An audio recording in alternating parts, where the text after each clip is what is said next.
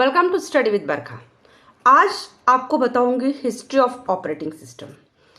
इसके पहले हम देखेंगे कंटेंट्स। हमारे कंप्यूटर सिस्टम में, कंप्यूटर साइंस में स्टार्टिंग हुई है 1945 से। इसको हम कहते हैं 45 टू 55 का जो टाइम पीरियड था, उस टाइम कोई ऑपरेटिंग सिस्टम अवेलेबल नहीं थे, तो कंप्यूटर के लिए ये हमारा डार्क एज कंसिडर होता था। इसके बाद आता है हमारा बैच ऑपरेटिंग सिस्टम। इसका टाइमिंग था 55 to 65। Then multi programming operating system came and the range of this is 1965 to 80 and after that हमारा पीसी इन्वेंट हो गया और आज तक हम इस एज में हैं। तो जो डार्क एज होता है उसमें हमारा फर्स्ट कंप्यूटर इन्वेंट हुआ, दैट इज कॉल्ड ENIAC, और इस समय कुछ स्पेसिफिक ग्रुप ऑफ पीपल ही थे जो इसको यूज़ करते थे। तो यहाँ पर प्रोटेक्शन और वर्चुअलाइजेशन की कोई ज़रूरत नहीं पड़ी। इसके बाद 1955 टू 65 के बीच में जो ऑपरेटिंग सिस्टम यूज़ होता था वो होता था batch operating system. Batch operating system में क्या होता है कि एक पंच कार्ड होता है, उसमें हम अपने टास्क या प्रोग्राम्स को उसमें रीड कर देते हैं कार्ड रीडर से, उसमें हम डाल देते हैं जो भी हम कंप्यूटर सिस्टम से एग्जीक्यूट कराना चाहते हैं। इस कार्ड को कंप्यूटर ऑपरेटर को हम देंगे, कंप्यूटर ऑपरेटर उसको सबमिट करेगा कंप्यूटर में, और प्रोसेसिंग में 1 डे का टाइम लगेगा। सो आफ्टर 1 डे हम कंप्यूटर ऑपरेटर से कार्ड वापस लेंगे जिसमें हमारे प्रोग्राम जो एग्जीक्यूट हुए हैं उसका आउटपुट हमको मिलेगा।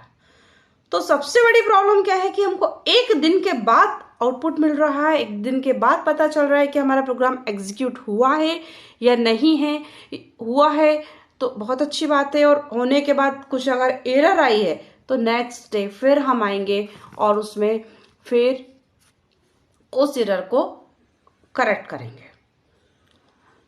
तो जो बैच ऑपरेटिंग सिस्टम है वो क्या करता है कि कार्ड, जो पंच कार्ड है, उससे जॉब लेता है या प्रोग्राम या टास्क, एक ही बात है, उससे वो टास्क को उठाएगा, कंप्यूटर सिस्टम एग्जीक्यूट करेगा, एग्जीक्यूशन के बाद आउटपुट दूसरे कार्ड में देगा, फिर नेक्स्ट टास्क उठाता है, उसको एग्जीक्यूट करके उसका आउटपुट नेक्स्ट दूसरे कार्ड में देगा वो। सो जो टास्क एग्जीक्यूट होते हैं वो 1 बाय 1 होते हैं, एक के बाद एक होते हैं, एक साथ एग्जीक्यूट नहीं होते हैं। सो ये जो प्रॉब्लम थी हमारे बैच ऑपरेटिंग सिस्टम में थी, क्या था, एक बार में एक टास्क एग्जीक्यूट होता है, सारे टास्क एक साथ एग्जीक्यूट नहीं होते हैं। Second thing, it is not responsive. आप क्या चाहेंगे कि जैसे आपने सी का प्रोग्राम जब आप आज की तारीख में एग्जीक्यूट करते हैं तो तुरंत आपको रिजल्ट मिलता है, उसमें आपका जो भी सिंटेक्स एरर, कंपाइलेशन एरर या रन टाइम एरर होती है आपको तुरंत पता चलता है। आप उसको रेक्टिफाई करते हैं, फिर रन करते हैं, आपको फिर दूसरी एरर पता चलती है अगर आती है तो। Is it possible to wait for 1 time just to know that your program was right or not? So, and if an error comes, so you have to remake the program. You have to rectify the error and again you have to submit. And after wait for 1 day to check the result. So, to complete one program, you have to wait for long days. So, it is not responsive. The batch operating system की problem जो रही है, responsiveness की problem रही है कि आपको तुरंत रिजल्ट नहीं मिलता है। और दूसरी बात यह है कि एक बार में एक यूजर ही इसको एग्जीक्यूट कर सकता है, यूज कर सकता है, एंड सीपीयू जो होता है हमारा, जब इनपुट और आउटपुट का काम कंप्यूटर करता है तो उस समय तक सीपीयू हमारा आइडल रहता है, वेट करता रहता है कि कब इनपुट में उसको इनपुट मिलेगा, फिर वो एग्जीक्यूट करेगा, उसके बाद फिर आउटपुट के लिए फिर वेट करेगा, फिर इनपुट लेगा, फिर एग्जीक्यूट होगा, फिर आउटपुट के लिए वेट करेगा। तो इनपुट और आउटपुट जब तक हमारा कंप्यूटर सिस्टम करता है तब तक उसका सीपीयू वेटिंग में रहता है, आइडल रहता है। सो ये सारी प्रॉब्लम रही है हमारी बैच ऑपरेटिंग सिस्टम के साथ। इसलिए इसके बाद जो हमारा ऑपरेटिंग सिस्टम रहा है वो मल्टी प्रोग्रामिंग का था, वो आया है 65 में, और 65 to 80 इसका टाइम पीरियड रहा है। इसमें मल्टीपल टास्क एक साथ एग्जीक्यूट होते हैं, कंकरेंटली एग्जीक्यूट होते हैं। आपको लगता है सारे काम एक साथ हो रहे हैं, और मल्टीपल यूजर भी एक मशीन को साइमल्टेनियसली यूज कर सकते हैं। सो ये उसके बेनिफिट रहे हैं। इसके बाद नेक्स्ट आता है मल्टिक्स ऑपरेटिंग सिस्टम। ये मल्टीपल यूजर को अलाउ करता है एक ही मशीन को यूज करने के लिए। So it multiplex the information and the computing system. Technically ये सक्सेसफुल रहा है, लेकिन कमर्शियली सक्सेसफुल नहीं रहा। इसलिए ये जो हमारा आया था, इन्वेंट हुआ था बेल लेबोरेटरीज में, तो इसको आगे और बढ़ाने के लिए इस आइडिया को उन्होंने, इस ऑपरेटिंग सिस्टम को आगे नहीं बढ़ाया, इस आइडिया को यहीं पर ड्रॉप किया। फिर इसके बाद आता है यूनिक्स ऑपरेटिंग सिस्टम, जो कि बहुत पावरफुल है, मल्टी यूजर है, और आज भी हम इसको यूज करते हैं। इसकी स्टार्टिंग हुई है 1971 में। इसको लिखा है केन थॉमसन एंड डेनिसन रिची ने। इसका स्टार्टिंग नाम रहा है यूनिक्स, UNICS। ब्रायन कर्निंगन ने इसको ये नाम दिया है।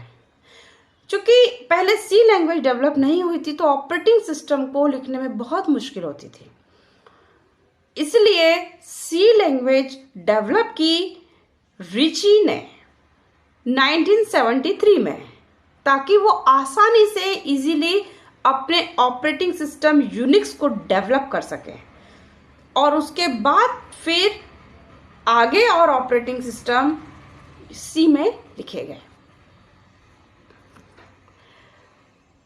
इसके बाद 1991 में लिनस टॉरवेल्ड्स एक स्टूडेंट थे।